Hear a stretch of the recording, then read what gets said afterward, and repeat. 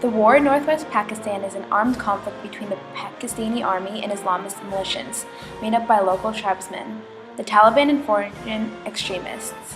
It began in 2004 when tensions rooted in the Pakistani army's search for al-Qaeda members in Pakistan's mountainous Wazirtan area escalated into armed resistance by local tribesmen.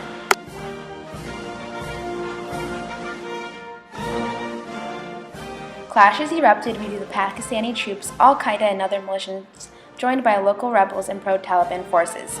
The Pakistani actions were presented as a part of the war on terrorism and had connections to the war on Taliban insurgency in Afghanistan. After a truce in September 2006, clashes escalated again in 2007, with local tribesmen ousting militant Uzbeks and attacking the Pakistani security forces again in July 2007. The war lasted about 10 years and about 78,946 people died. The war in northwest Pakistan can be connected back to the unpopular war during the years of 1955 through 1975. The president during this time was Eisenhower. The war was very unpopular in the United States because there were many young men under the age of 21 being drafted to a war they didn't know anything about. By the end of the war, more than 3 million people, including 58,000 Americans, were killed in the conflict.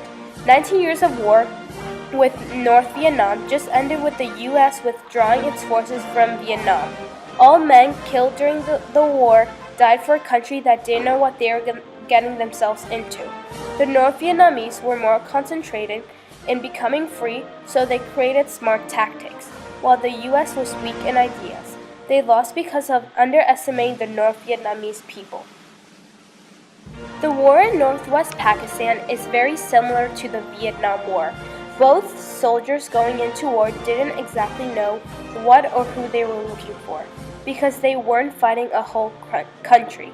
In Vietnam, the country is in civil war already, and in northwest Pakistan, both the American Army and the Pakistani Army are looking for participants and supporters of al-Qaeda. The United States should stay isolated. The only involvement we will have is supplying food, clothes, and aid to the people suffering without aiding their armies.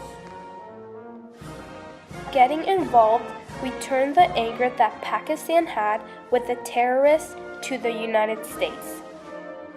Our best bet is to stay uninvolved in the conflict, but still send aid to the citizens suffering in the country.